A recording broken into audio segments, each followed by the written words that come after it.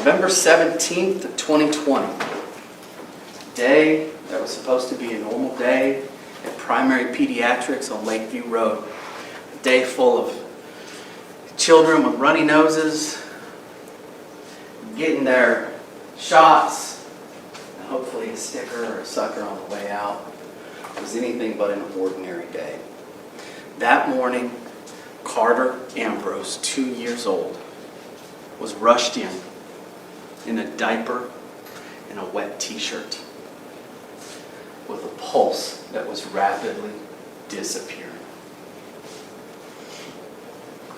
He was cold to the touch.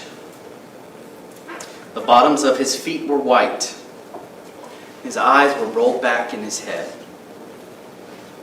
Primary Pediatrics did what they could, but they're a pediatrician's office.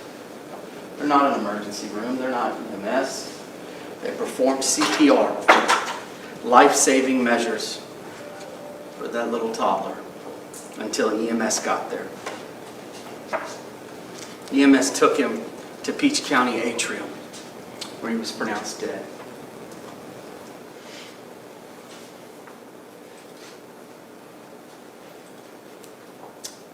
And Carter had issues breathing. He was on medicine. There was a breathing treatment sometimes that he needed.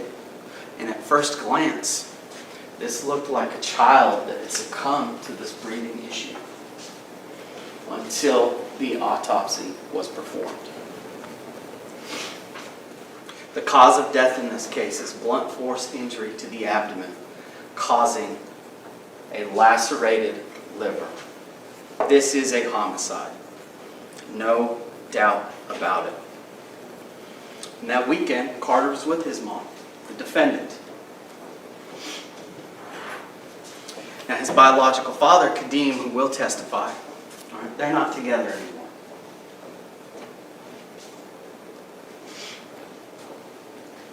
So Mom, the defendant, picked up Carter Friday from daycare. He wasn't injured. He seemed okay. Maybe that evening he said, "My tummy hurts." My tummy hurts. But other than that, there was nothing going on. The daycare people are going to come and want to testify that Carter was fine.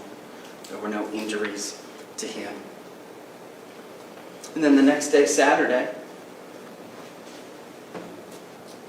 Carter and the defendant went to the defendant's grandfather's house.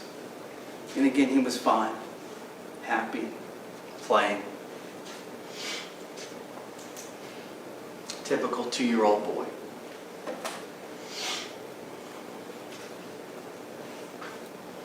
Then the defendant had Carter by herself until Sunday evening when her new boyfriend, Keon, arrived. You were going to hear that from that Sunday evening until the day that Carter died, he was having stomach pain. He was throwing up.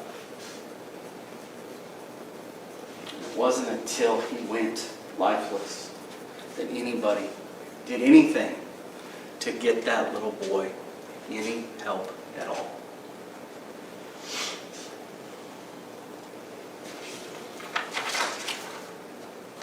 It would have helped to have called Carter's father.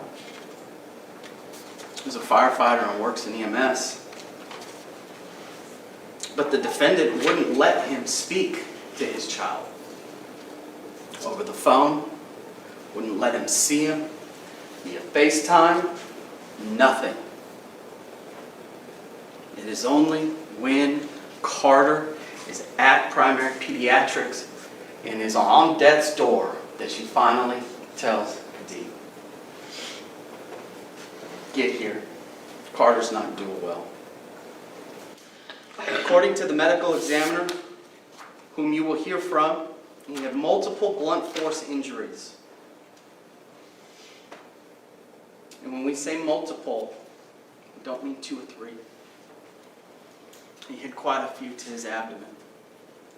He also had injuries to his genitalia, an injury to his head. He had a massive laceration to his liver.